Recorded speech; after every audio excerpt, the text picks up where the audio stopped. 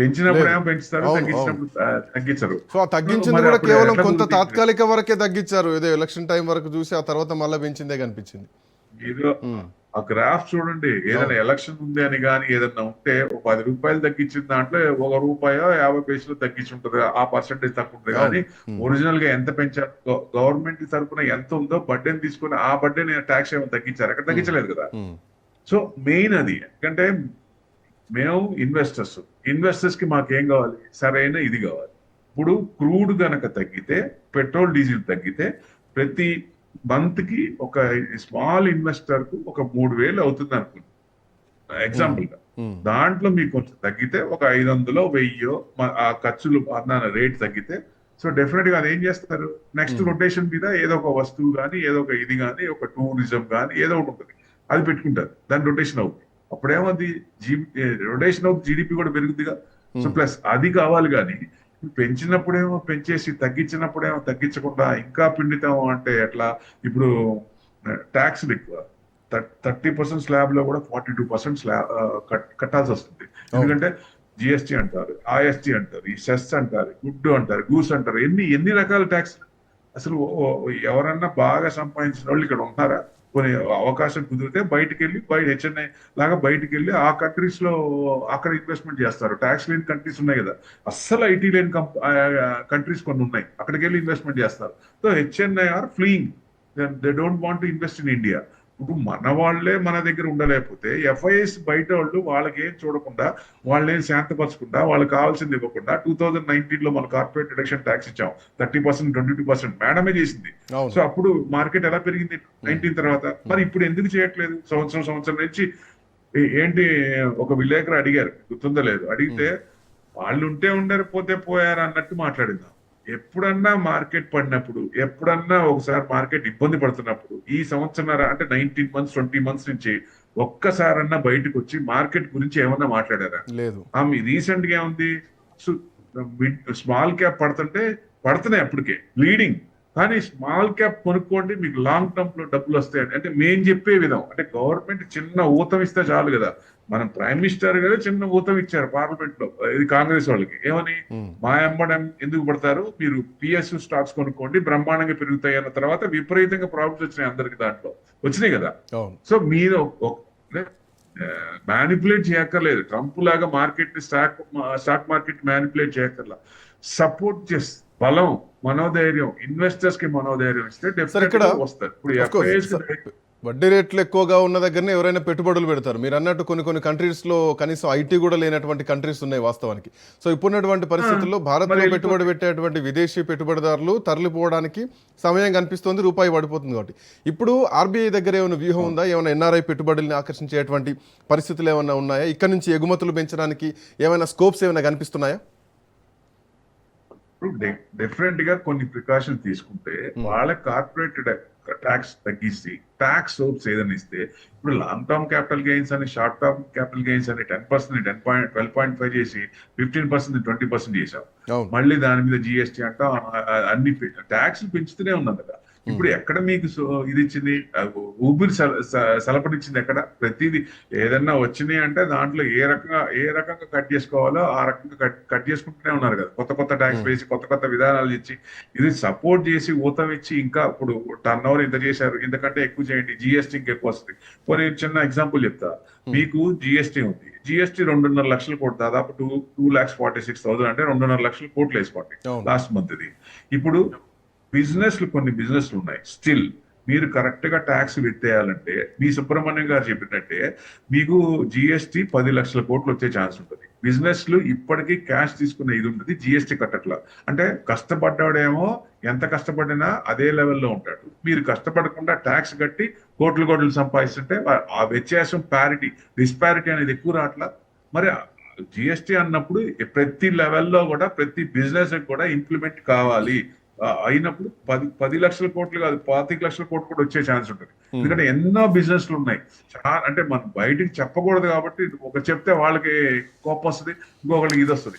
అందుకని ఏదైతే గవర్నమెంట్ కూడా దాని మీద శీతకన్నేసి ఏదైతే ఉన్నాయో ప్రతి ట్రాన్సాక్షన్ మీద ట్రాన్సాక్షన్ ఛార్జ్ తీసుకోండి, ఐటీ ఎత్తేసి. సో ప్రస్తుతానికి సో సార్ అట్లానే మన దగ్గర ఎంత నిలువ ఉంది, విదేశీ మారక ద్రవ్య నిల్వ ఎంత ఉంది, ఇంకెంతకాలం సస్టైన్ చేయొచ్చు? ఒకవైపు రూపాయి పతనం అవుతుంది, 100కు చేరుతున్నటువంటి క్రమంలో ఇప్పుడు మనకి 690 ఇది ఉందండి, $690 బిలియన్ ఉంది.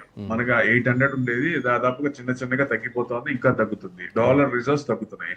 ఇప్పుడు జనరల్ గా ఎందుకు పెయిన్ ఇన్వెస్టర్ కంటే ఇప్పుడు వరల్డ్ కండిషన్ ఏంటి, యుఎస్ డాలర్ డీఫేమ్ అవుతుంది, $3 వస్తుంది, కొత్త డాన్స్లు వేస్తాడు, కొత్త ఇది చేస్తాడు, నానా యాగి చేస్తాడు ఆయన. అంటే వాళ్ళకి భయం వేసి బ్రిక్స్ కరెన్సీని తీసుకొచ్చినప్పుడు ఆటోమేటిక్ గా ఇక ఫ్యూచర్ లో బ్రిక్స్ కరెన్సీ వస్తుంది అనే ఉద్దేశంతో టెరిఫ్లు మొదలుపెట్టి అది బ్యాలెన్స్ చేసుకుంటా ఎంత యాగి చేయాలో అంత యాగి చేస్తారు. అంటే డీడాలరైజేషన్ అవుతుంది. ఇప్పుడు ఏం చేస్తున్నారు కంట్రీస్ అన్ని కూడా, డాలర్ రిజర్వ్స్ నుంచి 60% ఉంటాయి. ఆ 60% డాలర్స్ లో చిన్నగా కొంచెం తగ్గించుకుంటూ గోల్డ్ రిజర్వ్స్ పెంచుతున్నారు. అందుకనే గోల్డ్ పెరుగుతోంది. 10%కే మనం 1.5 లక్షలు చూస్తున్నాం. ఇంకో 10% ఉంటే 2 లక్షలు దాటదా?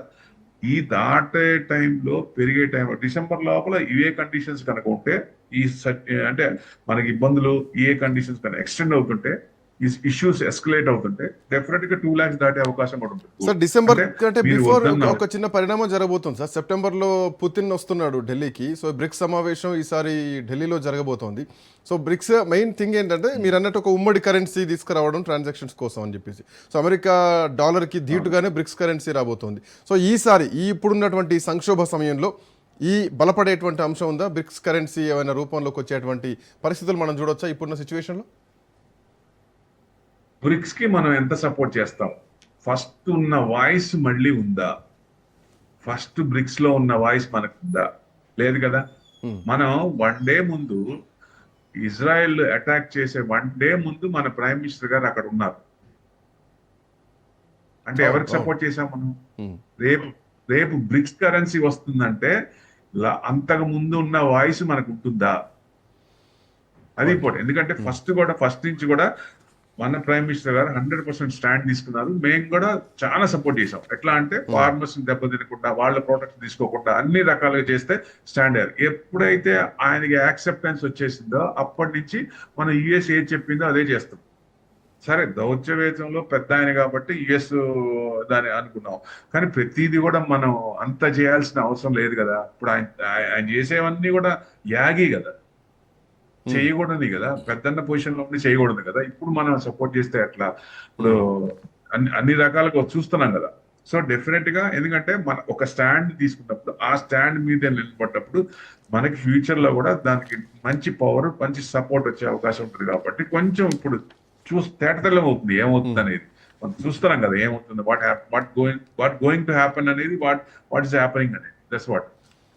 సార్ ఇప్పుడు అంటే ఇండియా దగ్గర ఏమైనా కొన్ని ఆప్షన్స్ ఉన్నాయి? ఎందుకంటే గతంలో కూడా మిలీనియం బాండ్స్ తీసుకొచ్చారు వాజ్పేయి హయాంలో. అప్పుడు ప్రోక్రైన్ అణు పరీక్షలు జరుగుతున్నటువంటి టైంలో కూడా ఇట్లాంటి ఆర్థిక పరిస్థితి వచ్చింది. సో ఆ తర్వాత 2000 సంవత్సరంలో కూడా మళ్ళీ ఇట్లాంటి పరిణామం ఐఎండి తీసుకొచ్చారు, ఇండియన్ మిలీనియం డిపాజిట్ తీసుకొచ్చి ఆల్మోస్ట్ $5.5 బిలియన్ అప్పుడు సేకరించడం జరిగింది. సో ఇప్పుడున్నటువంటి పరిస్థితుల్లో అంత అవసరం మనకుందా? అంతటి దూరంకి వెళ్ళేటువంటి పరిణామాలను చూడొచ్చా? ఇప్పుడు డిఫరెంట్ పాలసీలు, కొత్త పాలసీలు వస్తున్నాయి. ఒకటి రోడ్స్ అండ్ బిల్డింగ్స్, రోడ్స్ ఇప్పుడు హైవే రోడ్స్ గానీ అవి ప్రైవేట్ పరం చేస్తున్నారు, అది తొందరలో వస్తాయి. అట్లానే క్యాష్ సంపాదించినప్పుడు దాని మీద ఎవరికైనా సరే రొటేషన్ అవడానికి ఇంట్రెస్ట్ వర్కౌట్ అవుతుంది. బ్యాంక్ లో ఇది చేసినా, మన ఈక్విటీలో చేసినా, బాండ్స్ లో చేసినా ఇంట్రెస్ట్ వర్కౌట్ అవుతుంది. అట్లానే ఇప్పటిదాకా గోల్డ్ మీద ఇంట్రెస్ట్ లేదు. It's a dead investment. ఎవరు చేసినా, ఎంత చేసినా. ఫస్ట్ ఏం చేశారు, మీ తాతల తరగతి కానీ మొత్తం డిక్లేర్ చేయాలి విత్ బిల్స్ అన్నారు. మొత్తం లేడీస్ అందరూ, ఆడవాళ్ళందరూ ఎదురు తిరిగేదానికి వెనక చెప్పేశారు. ఇప్పుడు పొజిషన్ ఏంటి, ఎలక్ట్రానిక్ గోల్డ్ రిజర్వ్స్. అంటే గోల్డ్ విల్ బి డిమెటీరియలైజ్ చేసి గోల్డ్ కలెక్ట్ చేసి దాని మీద రొటేషన్ అంటే ఇంట్రెస్ట్ వచ్చే విధంగా చేస్తారు ఫ్యూచర్ లో. అప్పుడు ఏమవుతుంది, స్వచ్ఛందంగా ప్రతి ఒక్కళ్ళు కూడా గోల్డ్ డెడ్ ఇన్వెస్ట్మెంట్ కాకుండా, గోల్డ్ ఎందుకు కొంటాం, ప్రీషియస్ మెటల్ అవసరానికి ఉపయోగపడుతుంది అనే ఉద్దేశంతో కొంటాం. సో ఇప్పుడు గోల్డ్ మీద కూడా ఇంట్రెస్ట్ వస్తూ ప్రైస్ కూడా కొంచెం పెరుగుతోంది అన్నప్పుడు ఎక్కువ మంది కూడా ఇంట్రెస్ట్ అవుతారు. ఫ్యూచర్ లో మేబీ ఒక దశాబ్దం పట్టొచ్చు. ఇప్పుడు సోనేకే చిడియా ఇండియా అంటాం. ఇప్పుడు యుఎస్ లో ఫస్ట్ నెంబర్ 1 వాళ్ళ దగ్గర ఎక్కువ ఉన్నాయి. సో వాళ్ళకంటే మనకే ఎక్కువ ఉంటుంది సోనేకి చిడియా.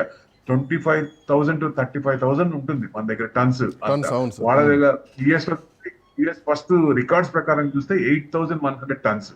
సో మన దగ్గర వాళ్ళు డిఫరెంట్ ప్లేస్ లో పెట్టున్నారు. సో తర్వాత మనం ఉన్నామా, తర్వాత వేరే కంట్రీస్, జర్మనీ ఉంది 3,300, Italy, France 2,400. Recently Russia and China కూడా గోల్డ్ రిజర్వ్స్ పెంచుతున్నారు. ఎందుకని? బ్రిక్స్ కరెన్సీతో భయపడి ఆయన వెన్నుపూసలో వణుకొస్తున్న కొద్దీ కొత్త